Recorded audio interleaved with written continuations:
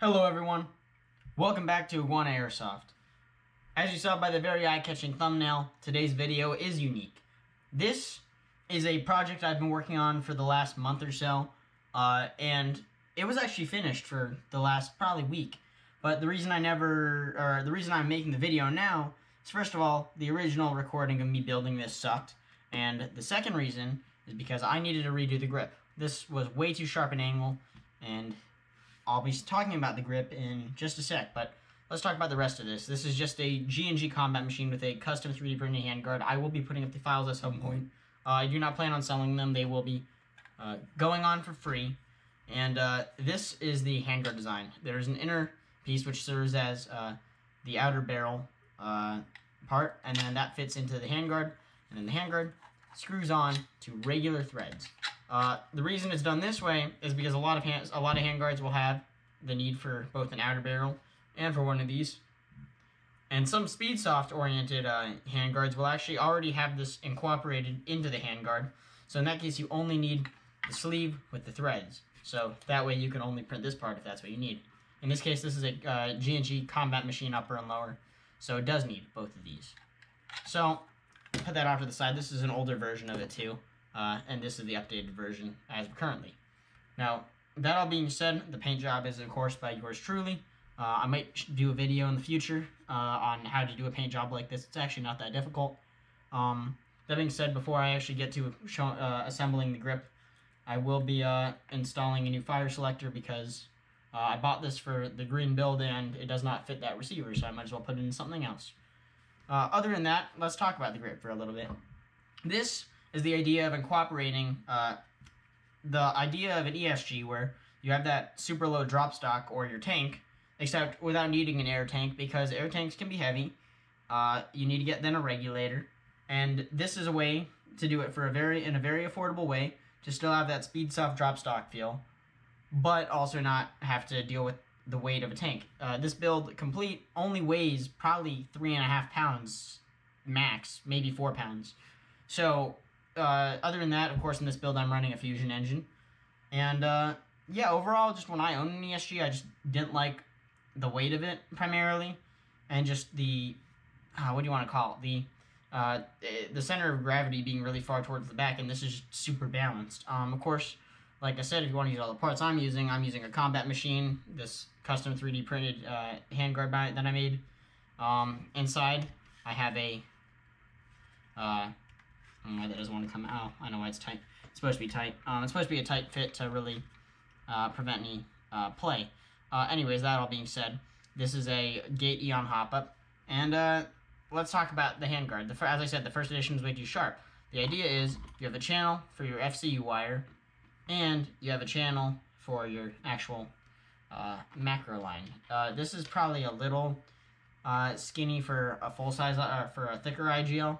But once again, when I put this up on printables, the actual CAD files will be included, so you should be able to edit this yourself quite easily without having to deal with 2 billion triangles. Now, I want to talk about assembly of the grip in a sec, but first, let's install the new fire selector and get that out of the way.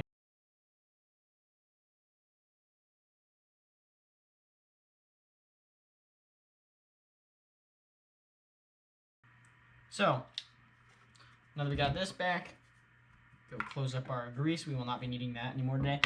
And now, let's talk about the grip. Put the torch driver away because we are not going to be needing that, but we will be needing an Allen key driver. So, what makes this grip, as I said, different is because you're going to be able to have that super low profile drop stock. So, before we even talk about the grip, let's talk about what composes the stock. In this case, it is just an ABS pipe. Home Depot, $5. You get a big ass pipe. You're gonna cut it to the length you want. In my case, I'm 5'7", and I cut it to about 6 inches. If you're 6 foot, you'd probably want to cut it to, I don't know, 6.5 inches. But just do it based on your feel. Have somebody else take the measurements for you. Other than that, this is a screw and cap. The idea is this is going to route through the grip this way, with your wire going through it into here. This is where your FCU will sit. This is where your battery will go. After that, you can take the cap and just screw it on.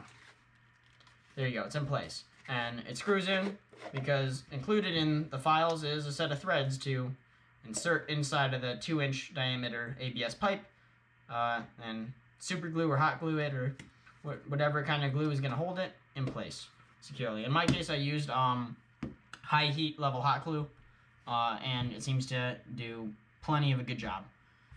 So that being said, let's now get on to how you do assemble this grip. First things first, we're going to need to actually put this in the gearbox. So let's do that. And actually, the other thing that might make it easy to get it out of the way, so we'll put in, I think these are like M3x8s.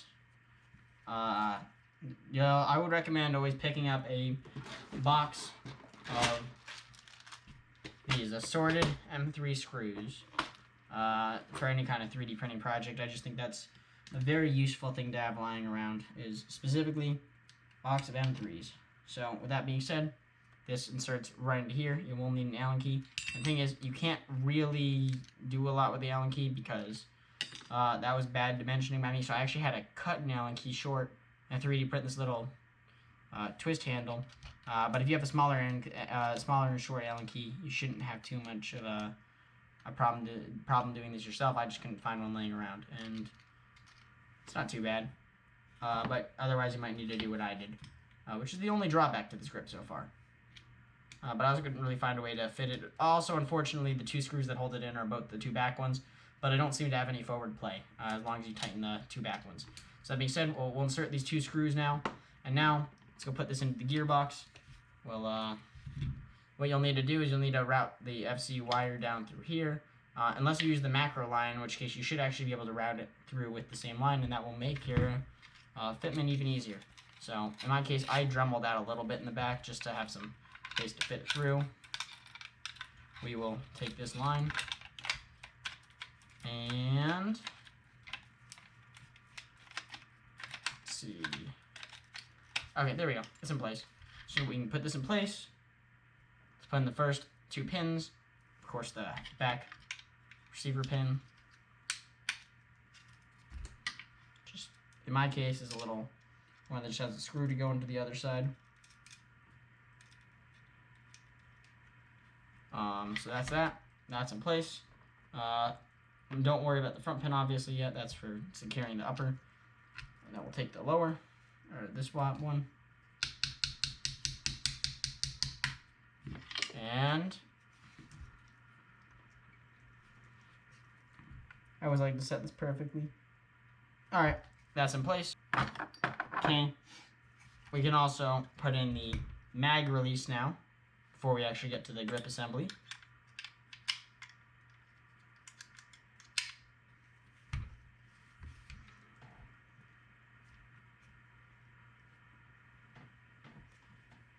I like these Max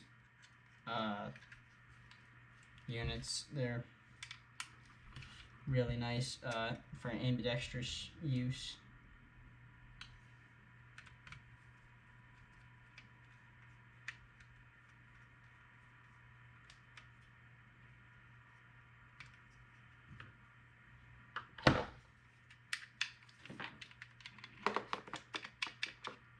Okay, so now everything's in place. Now let's actually start getting together the grip. This case, very first thing to do is to insert the nuts and get the screws ready. In this case, you're going to need M3x20 socket head screws. You're going to need 1, 2, these are not the same length. This one's a size up. This is a M3x25. 1, 2, 3, 4. You need 4 of those. You're going to need 1, 2, 3, 4, 5. The 5th one is going to go in here, and it's going to go in an angle like this. You can actually use a dot of super glue if you want. Sure will do. Just put in a dot of super glue. Oops, I do not want to do that, but whatever. So I got it in the channel. I don't want it in the channel.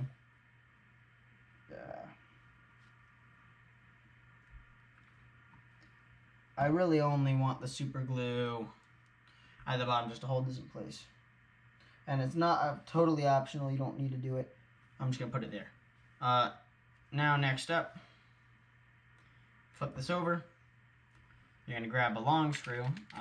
This is fine. This is just an M3x30 drilling so that you can hold it. Screw it on a little bit. Take this, push. Fills down. And yes, these should be a little deeper than the grip. That's to compensate for the grip width. Because M3x25s are too long, and M3x20s would be too short otherwise. And you're gonna use those M3x20s to secure the grip together in a sec. So, insert these.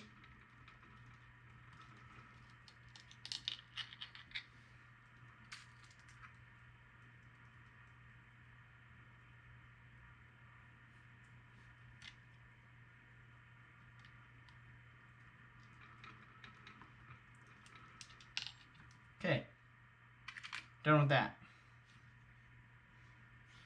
Now this is in place. Everything's good to go. Put these away. This one printed a little weird, but it's still going to work totally fine. I'm not reprinting this for the cost to print this. So, this will all go together in a sec. But, the next thing up is going to be inserting this over here. And then actually, you could screw this in right away if you want. And that's what we're going to be doing. So you're going to take your specialty driver that I mentioned, get it into there, and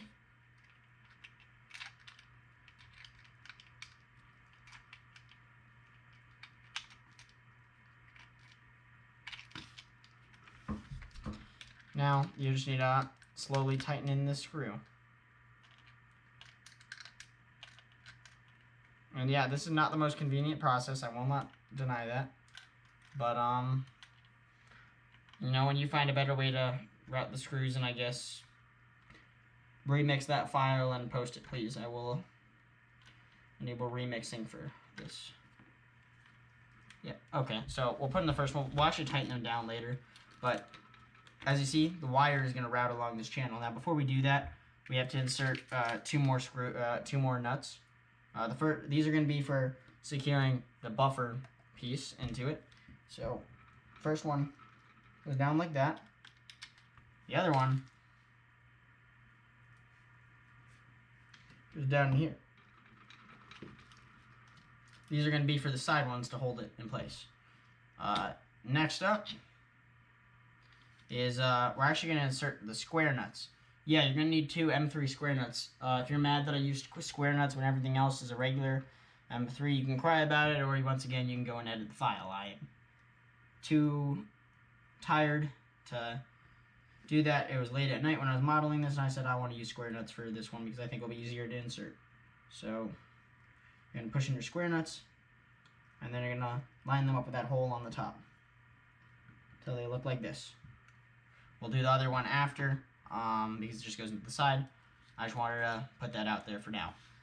Next step up is we need to stick this on top, and then we're going to tighten in the screws. So,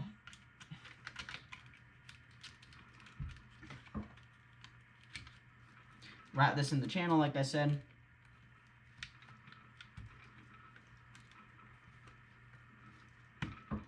That's in place. It's all together. This is in place. We can go over, grab the first M320, and we will begin tightening them in.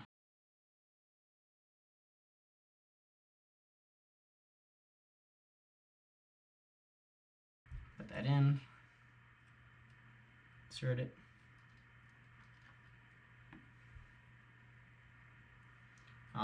And now, talk about this. What you're going to need to do is I have a drilling ring guide. You're also going to need to print that. You're going to need to cut this flat with a miter box.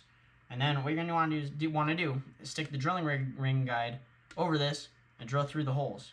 It has them all marked out so that you're able to have a stencil, I guess, of sorts, to know exactly where to drill the holes into the ABS pipe.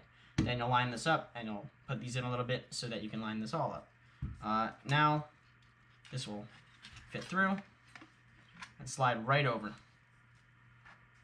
And I printed this part in PLA+, everything else is printed in PETG. I have no preference for either. I think both of them are excellent materials to use for this kind of a work in Airsoft. Just don't print in PLA is my only recommendation. I still recommend at least ESUN PLA+. Take the smaller. Actually, before we do that, we need to tighten in the grip. So this is where you're going to get your actual Allen key so you can get some torque. And you have to do it slowly, but you'll stick it in. And I like these. These have a ball head, so it makes it easier too. I actually lined it up, but you'll rotate it around. Get the other one, same thing.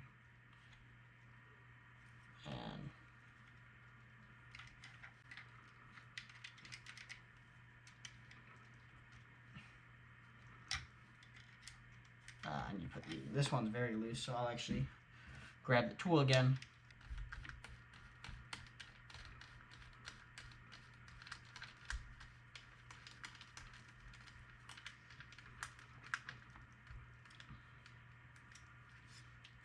Final one.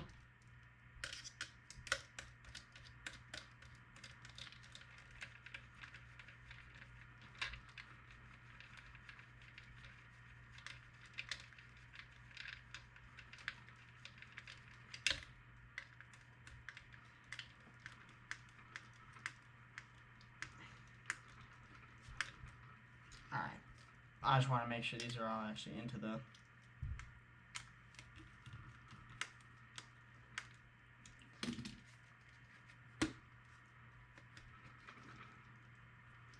Alright, virtually no play between any of these, like you can see.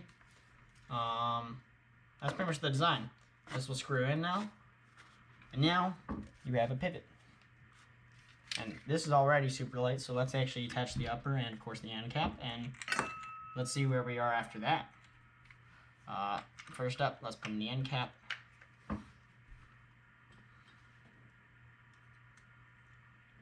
Even grab a 3.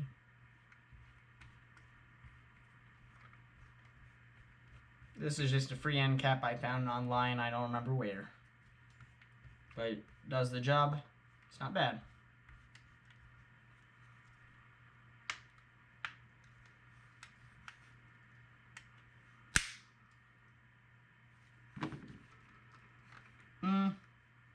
I just cracked it, but I don't know.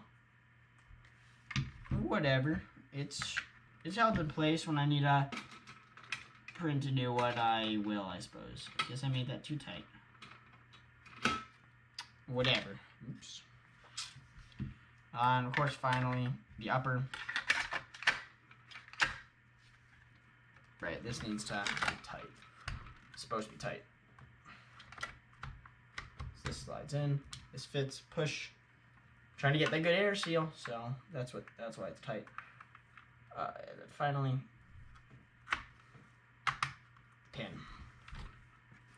Okay, that the build has one last step. I printed this little block I designed just to fill it back because charging handle, and now we don't have any empty spaces. So with that, I'd like to thank you for watching today's video. Leave your comments down below about what you think about this new idea that's been floating around. I know it was not exclusively developed by me, but I'd like to say I played a large role in it, at least taking a bigger steps forward. I know some actual companies have had a similar concept going, but now that I have a real iteration that anybody can access for free, like I said, I am putting it up on printables later tonight. And in the meantime, just comment down below. Would you use this? Would you try this over in ESG? And of course, thank you for watching. Peace.